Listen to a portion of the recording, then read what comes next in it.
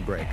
After arriving in LA, Sean adjusts to all the new attention and tries to concentrate on the task at hand.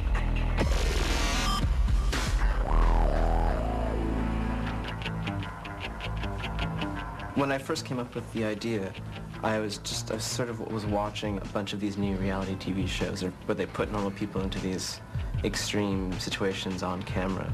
And it's just this like self-reflexive thing where the people are making the entertainment, but they're not entertainers. It's just this extreme situation for the rest of the world to watch.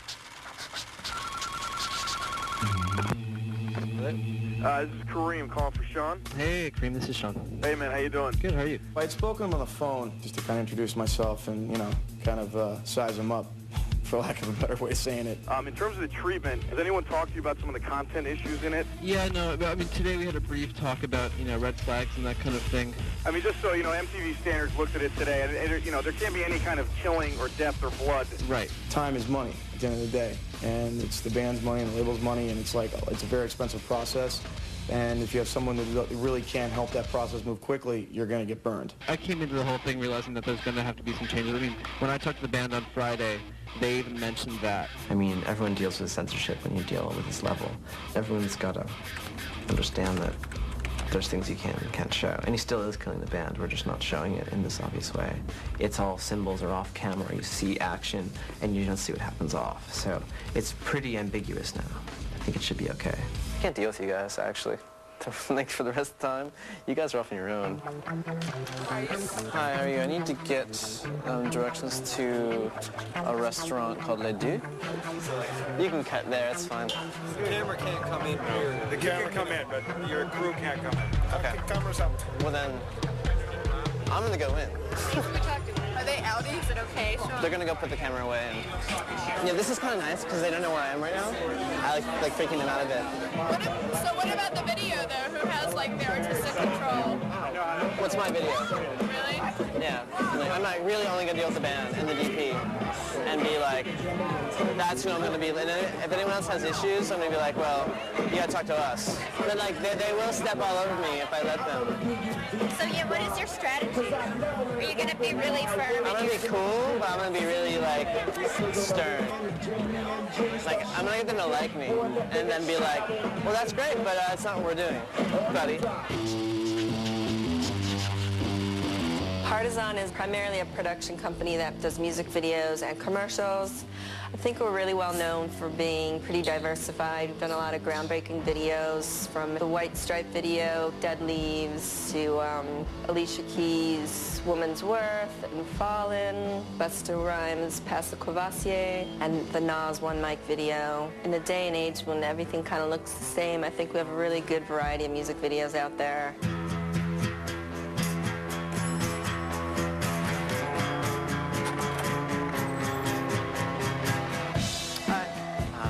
I'm here. I'm meeting some people. Sure. I just tried to be confident.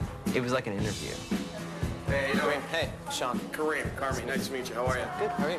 Cool. Welcome. Thanks. I think that was the initial test of everyone seeing if it was going to even work. Roseanne Cunningham. Hi. She's the executive producer. Nice to meet you. Good to meet you. Colleen Haynes. Hi. She's your producer. Nice to meet you. They're probably saying, okay, who do we have here? Let's size him up. And I think everyone was sort of doing that, having that sizing up moment. Sean Dack, this is Carson Coconut, known as Crash. This is your director of photography. Nice to meet you. This is Al Masako. Al. Al works with the band and the band's management. Bill Yukich, your editor. Hey, Bill. Sean Dack, our director. The crew that we have on this job is incredible. We got really lucky, got the best people in all key positions. It should be mind-blowing for him. Has everyone seen your new treatment? No, I did some rewrites. Yeah, they're printing it out, yeah. I think you should go through it for everybody at the tables. Right. The pre-production meeting, it's the meeting of the minds. You find middle ground that you all can agree on and live with, and you move on from there. Basically what I was doing rewrites for the sort of second half of the treatment, which is where I think a lot of the red flags were as far as The killing and... Right. So instead of showing it, you're implying it? Right. I mean, I was talking about ways of camera movement and other ways of sort of illustrating this thing happening. Give us an example. Like when Jonathan walks into the bathroom and electrocutes, I think it's James, I believe. This is a total Hitchcock move to show the lights in the house flickering and show a power surge, like something's been thrown into the tub. I didn't expect him to be as prepared as he was, no. And it's a lot of pressure seeing all these people in one room. I mean, in the Adidas video, like we were talking, they're all dead. Those are but dead. it also is a bit more tongue-in-cheek in that. Yeah. Right, Kareem from Epic, him and Al sort of were on the same page. They kind of both came in playing hardball, or wanted to sort of throw some stuff at me and see how I would deal with it. You know, when I wrote the treatment, I went to the extreme side.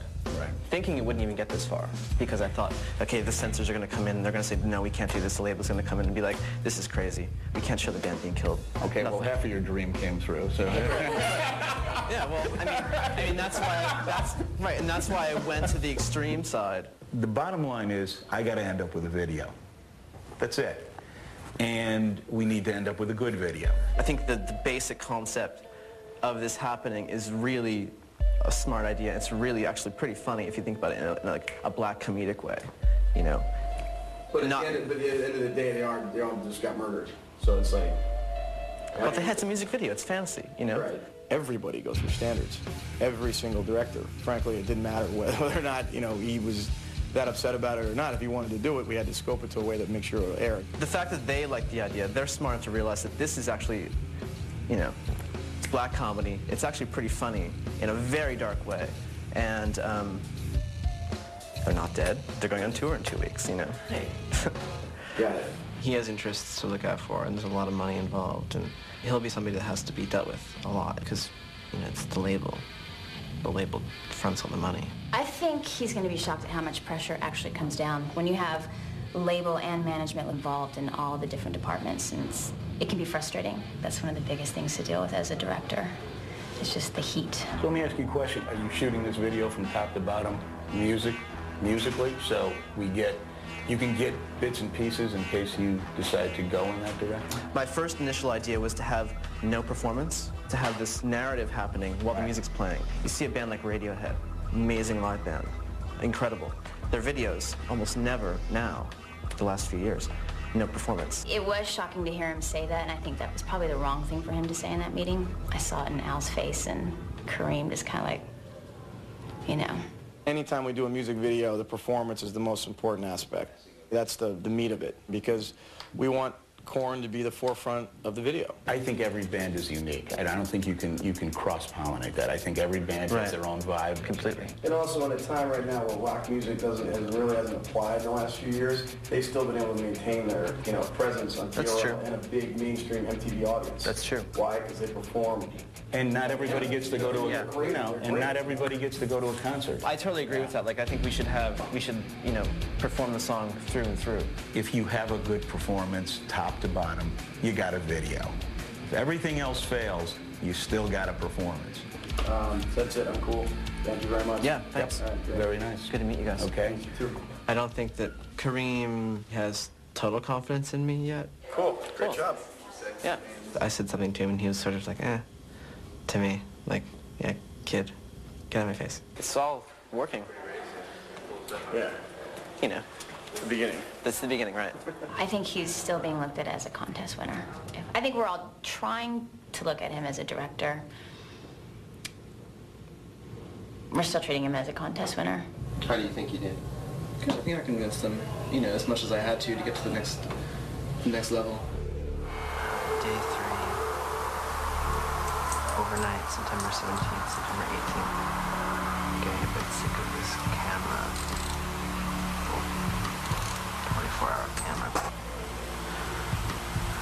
Because it's impeding on the work, and it's impeding on the work. I mean, the mainstream can really